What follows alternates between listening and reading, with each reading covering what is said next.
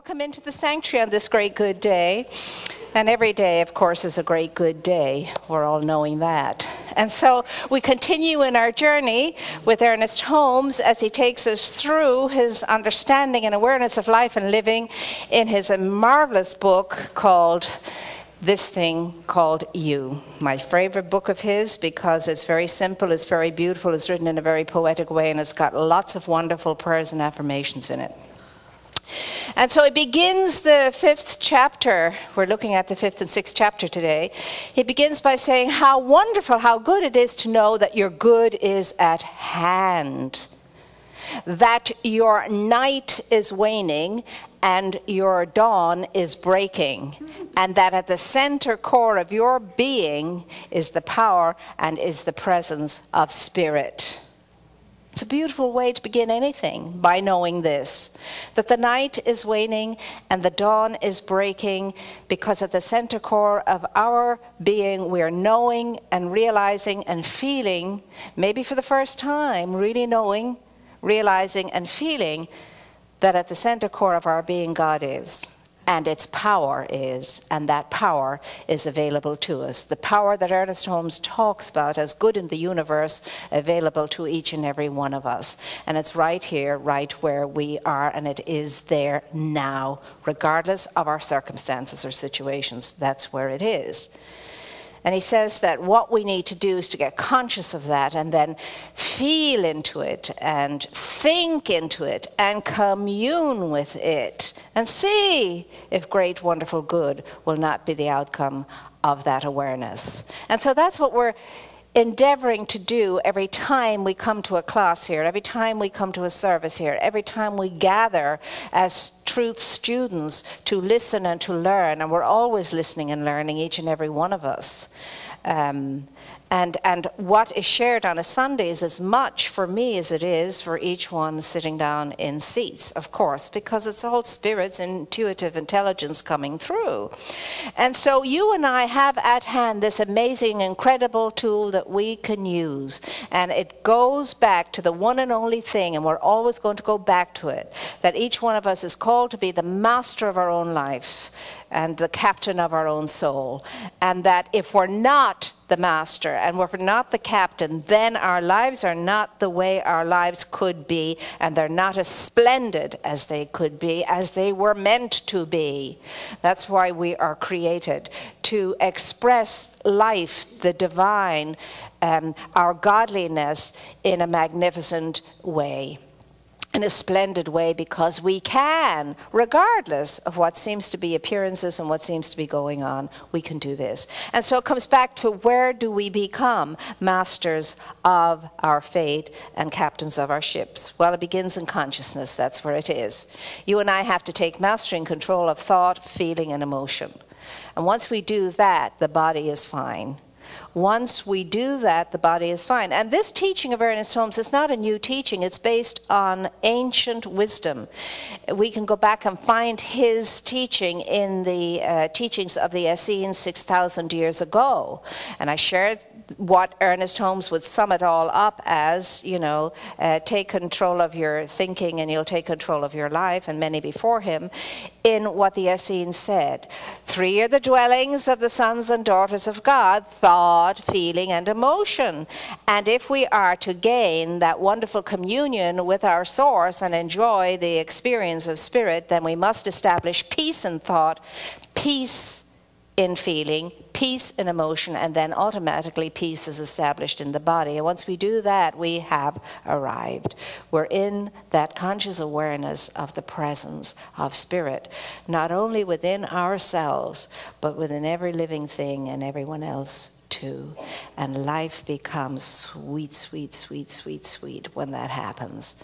And circumstances, situations, never trouble, never bother us again, not for a moment after that. And nothing and no one can get us down, and nothing and no one can put us off track, and nothing and no one can ever threaten us or intimidate us ever again once we arrive at that state of being.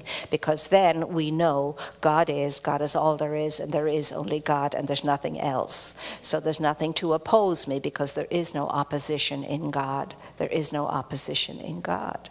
And there is no separation in God. And so I learn when I'm in that centered state of awareness, indeed, that everything in my life is in my life for me to look into. Everything in my life is simply a mirror that I'm looking into. And it's mirroring back to me nothing except myself. Not one other thing except myself. Whether that's good, bad, or ugly, it doesn't matter. It's mirroring back to me, myself. Because if it was not in me, it couldn't be out there in the world. Remember, if it's not in your mind, it's not in your life. If it's not in your mind, it's not in your life. So if sickness is not in your mind, it's not in your life. If poverty is not in your mind, it's not in your life.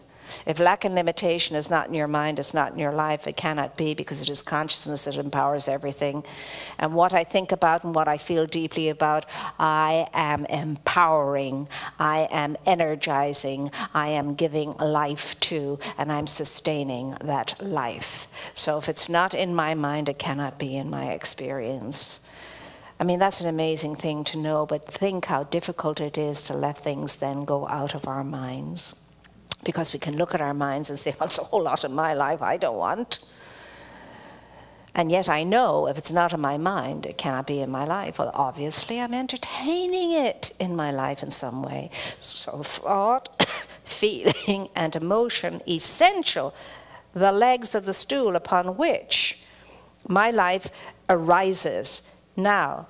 And then the fourth leg, so to speak, is the body. But once the mind and the emotion and the feeling are all in alignment, the body automatically falls into alignment too. So that the four corners, so to speak, or the four directions, so to speak, of my life come into that synergy, and the vortices of each one, the vortex of each one, all those four vortices, create a splendid spiral of good and only good. And it's yours and it's mine to experience. Yours and mine to experience. You see, thought is our directional system. It guides us. Feeling is our emotional system, and it drives us. And so thought and feeling thought and emotion must come together and be in alignment. My thought must be the same as my feeling must be the same as my thought. If I'm thinking one thing and I'm feeling another, forget about it. I might say, yes, I am going to experience great good, and I know, even though I'm unemployed now, by the end of this third month I'll be earning $1 million a month. And you feel good about it, and it seems good, and you're giving all your thought to it, but your solar plexus, your feeling is saying, yeah, in a pig's eye that's going to happen. Sure. It's like all your other dreams and schemes never amounted to a darn thing. Well, let me tell you, this is what's going to be listened to and responded to. This is what gets to be your experience, not what you're thinking in your head, because the conviction and the feeling and the power of that and the force of that is much more awesomely powerful than a sweet thought that you're allowed to run through your mind.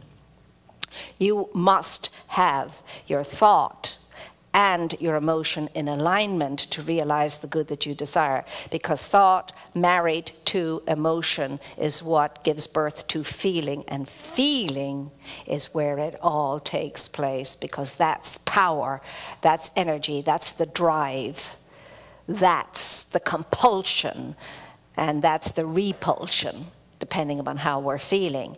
So when I can go into thinking and feeling aright, or thinking and feeling constructively, and Ernest Holmes says we're only thinking constructively when there is no residue left in us that would think or feel in terms of harm for any other or anything. That's when we know we're thinking constructively. When there's no sense or sensibility about us that would wish or even think harm with regard to another person or thing.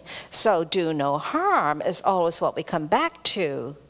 And again, we get that when we understand more fully omnipresence, that we are all connected to each other and a reflection of each other and part of each other. And if I know that, and if I know I'm looking into a mirror when I look into you, why would I want to do myself harm by means of you? Because that harm would come back to me. Why would I want to thieve from myself? Why would I want to scandalize myself? Why would I want to upset or hurt or destroy myself? I wouldn't. It makes no sense at all. But as long as I'm thinking that in terms of another, I am doing that because it's a boomerang and comes back to me. It comes back to me. So, think no ill and do no harm are the tenets of our beliefs. It is done unto you as you believe. My goodness me, Ernest Holmes says we're in trouble because we don't quite believe those words of the great master teacher, the beautiful graced Jesus, as he calls him. We don't believe those words, not really, not seriously do we take them. It is done unto you as you believe. Remember last week we said that the Trinity for producing anything in our life has to do with belief, getting clear about what it is you believe about the good that you wish to desire. Being very clear that this is a good that's there for me and I'm supposed to have it, and believing clearly, and then having absolute faith in that belief, and then trusting the creative process working on and through me to bring that belief for my good out into my experience.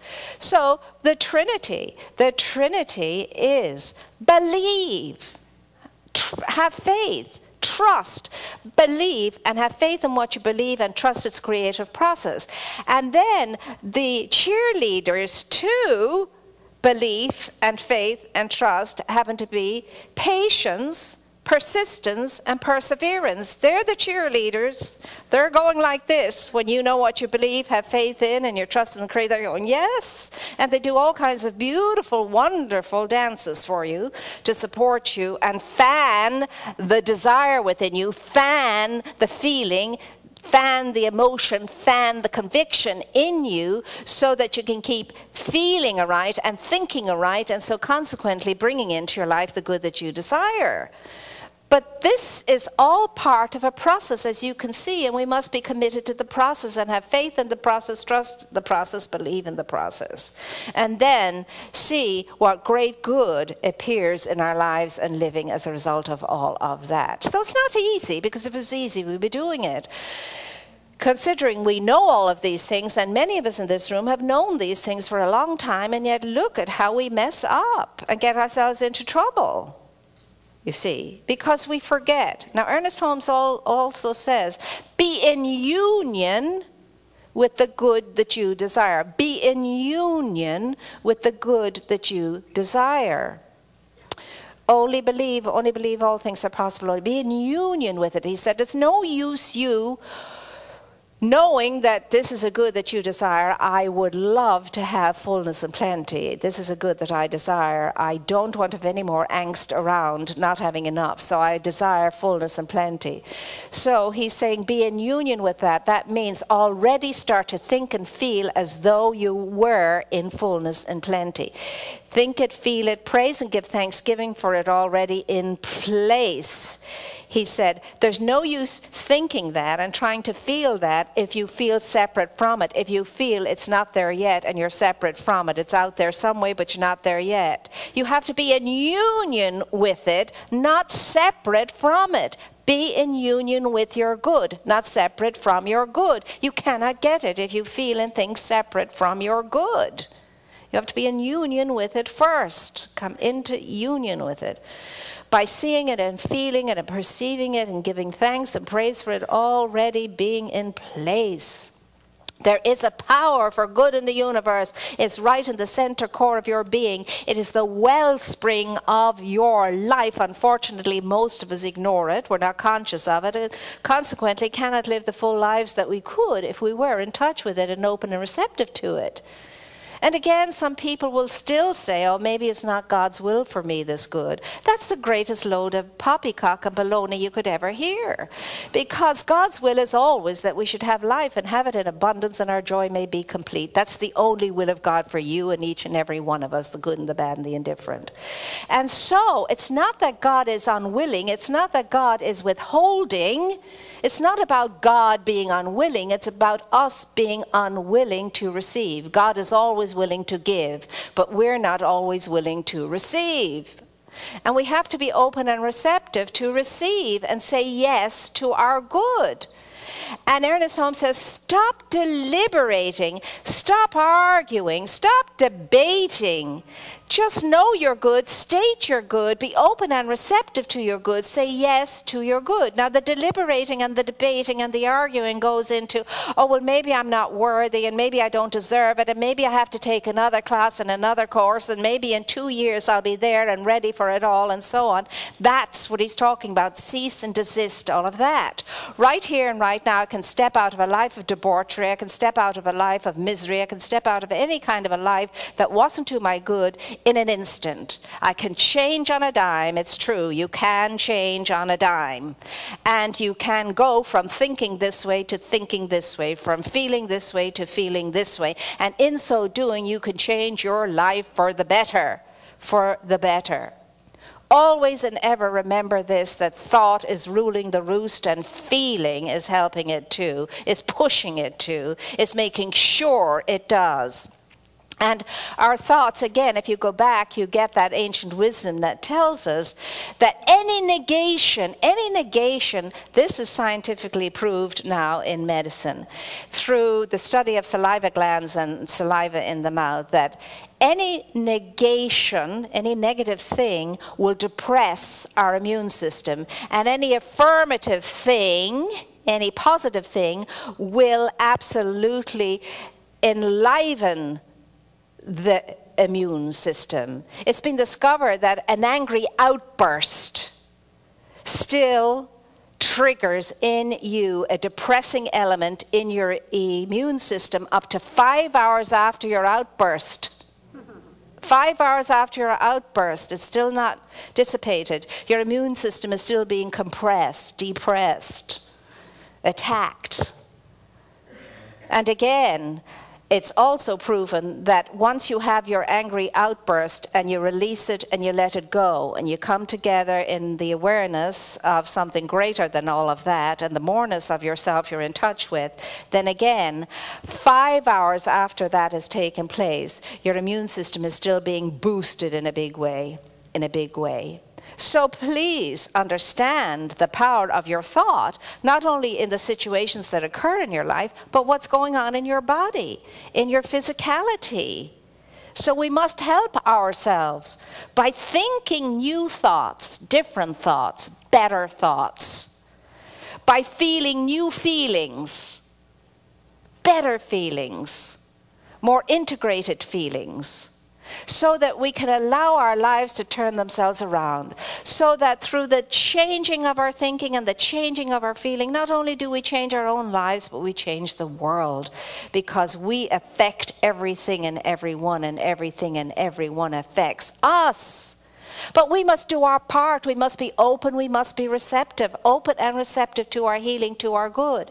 And Ernest Holmes says that when you're thinking constructively without harm, etc., he said you can be in hell and you will be transported to the highest parts of heaven. You could take yourself out of sickness and illness into wellness and health. You can take yourself up out of scarcity of supply into great supply. You can take yourself out of hate into whatever you consider the opposite of hate is. And I consider the opposite of hate compassion, because what's contained within compassion is loving kindness. And compassion is the most ancient spiritual science. Compassion is the ability to see myself in everything and everyone, to recognize myself in everything and everyone, to put myself in the shoes of another, and from there perceive only the highest and the best for that other, and to be a blessing in the life of the other. Because again, the Essenes and those before them always spoke to blessing and how important it is to bless and be a blessing whenever, wherever, whatever is going on or where we are. And it's given to you and to me to be able to do that. And if we weren't able to do it, we wouldn't be asked to do it. So it's time for us now to grow up by turning in and seeing that power and that presence, that wellspring of life at the center core of our being, and drinking from it, being nurtured from it, being thought-filled as a result of it, and feeling aware as a result of that too. And then our lives are taking on that energy that our lives are supposed to take on. It's a sovereign energy. It's a peace-filled energy. It's a compassionate energy. It's an energy that knows and understands. It's an energy that does no harm. It's an energy that is kind. It is an energy that shows up as a blessing. And it's given to you and to me to do that. And I was sharing this morning of a wonderful story from, again, the Gnostic Gospels. And these are the Gospels that didn't quite make it into the, into the great book. And Jesus is in a situation whereby he comes across a leper woman, and she's been a leper since her childhood. And she's asking for healing. And Jesus is saying, well, as he often does, do you believe? Do you believe? Do you believe in me? Do you believe in the Father? And her response is kind of, yeah, yes. And then he says, well, what have you learned from your disease? And then she gets very angry. Oh, very angry. Nothing. And goes into a tirade. And then Jesus says, until you do, your disease will be with you. Until you do learn something, your disease will be with you. We don't hear many stories like that, but every person that came to Jesus wasn't healed. Of course they weren't, because there has to be a cooperation. There has to be an agreement with the healing that is delivered, spoken, and provided. There has to be an agreement with it. And that's why when we come to a practitioner, regardless of what you're going through, all you have to do is believe that they can know the truth for you and agree with the truth they speak for you, and allow Spirit to speak, because they're not speaking at all. It's this power and the presence of Spirit coming through the speaker. And all you have to do is come into agreement with that, you see. So I invite us all this week. Yesterday was World Peace Day, and it's something we all have close to our hearts, to move through this week peacefully, but carefully monitoring thoughts and feelings. And when you feel the heat rising within you, when you feel yourself getting compressed, when you feel yourself clenching up, ask yourself, is this what I want to do? Is this where I need to be? Is there another response to this situation? And make a conscious, intelligent decision about that. And remember, your poor little cells at that time are going, oh no, don't go there, please, don't go there. You gave us a bad time yesterday, you bashed us up, not again today. Not again today. Just relax, just unclench. That's it. Just relax. Breathe deeply. Breathe deeply. You're doing it. Breathe deeply. Keep at it. Keep at it. You see, those little cells will be so grateful to you. They really will. Remember, this is your most important companion on this plane. This is the companion that you rely on for so much. Treat it well. Treat it with compassion. Treat it kindly. Speak kindly to it. Feel kindly about it. Honor it. Praise it. Bless it. Because it is here to be your obedient servant, and it will follow your lead. So whatever you're thinking, you're affecting your body. Remember that. Whatever you're feeling is affecting your body. So think well and feel well so that you can be well, so that you can be the fullness of life living itself. and make a difference and leave a profound and lasting and long legacy here on this plane when you take off.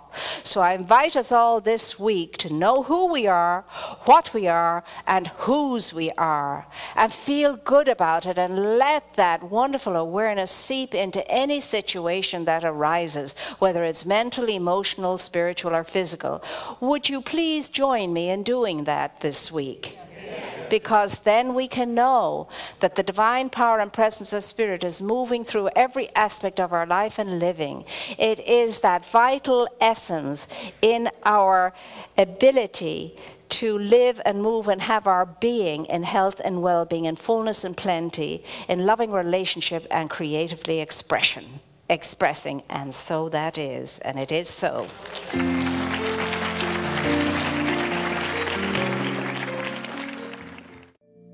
We invite you to experience Dr. Moira in person on Sundays. Our services are at 9 a.m. and 11 a.m., and childcare is available. Please join us. If you enjoy these messages and would like to make a donation to our center, please visit our website at redondocsl.org. Thank you for your support of this ministry.